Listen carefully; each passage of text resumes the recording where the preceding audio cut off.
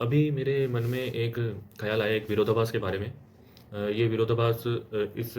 ख़्याल से है कि इस विरोधाभास में मतलब 3 पॉइंट हैं। वो 3 पॉइंट में ऐसा है कि एक पॉइंट मुझे ख़्याल आया जब एक वीडियो मैंने देखी आईएएस के विकास दिव्य कीर्ति जी की। दूसरी मैंने देखी जब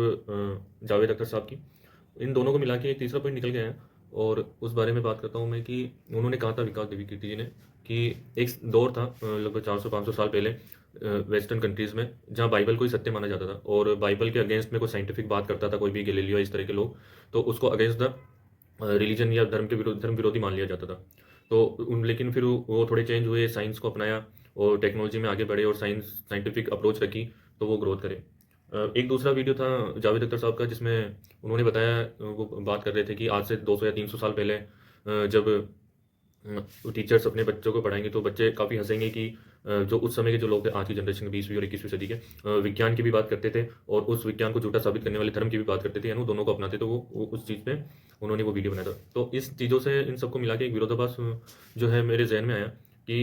एक दौर था जैसे विज्ञान को मान्यता नहीं देता था धर्म ज़्यादा कि धर्म अनुसार ही बात होगी और विज्ञान को नकारता था। जैसे पृथ्वी जो है सूरज के चक्कर लगाती है इस बात को धर्म जो बाइबल वगैरह है वो नकारते थे और साइंटिफिक अप्रोच नहीं रखते थे। तो सोचने वाली बात ये है कि जितनी भी जो धर्म विरोधी हुए हैं या धर्म के अगेंस्ट में या धर्म को चैलेंज करने वाली बातें हुई हैं साइंटिफिक अप्रोच से और जिससे साइंस ने ग्रोथ करी है। फिर एक तीसरा पॉइंट ये आता है कि हम एक पॉइंट और बात करते हैं कि तीसरे पॉइंट में कि अभी जो सिनारियो है सभी लोग चर्चा करते हैं देश विदेश में जो भी बुद्धिजीवी हैं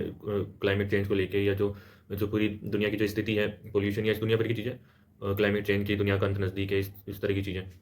वो चीज़ें हो रही हैं साइंस की वजह से बेसिकली देखा जाए तो। क्योंकि साइंस से ही सारे इनोवेशन हुए हैं इस तरह की जो भी पोल्यूशन या जो क्लाइमेट चेंज है और इस तरह की चीज़ें हैं वो साइंस कहीं ना कहीं इसके पीछे तो एक रिस्पॉन्सिबल तो है ही है। मतलब डायरेक्टली रिस्पॉन्सिबल नहीं है इनडायरेक्टली तो है। तो सोचने वाली बात ये है कि इन दोनों के मिश्रण से जैसे धर्म विरोधी बात हुई है या साइंस को आगे बढ़ाया है तो वो साइंस भी क्या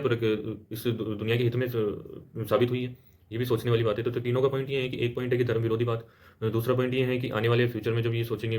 पढ़ेंगे कि आज की जो जनरेशन है वो धर्म को भी उतने फॉलो कर रही है साइंस को भी जबकि दोनों कॉन्ट्रडिक्शन है दोनों एक दूसरे के विरोधी हैं। और तीसरा पॉइंट है क्लाइमेट चेंज और या नेचर को डिजास्टर की ओर ले जाने वाला क्या साइंस भी एक रिस्पॉन्सिबल है। धर्म तो शायद उतना नहीं रिस्पॉन्सिबल होगा पूरे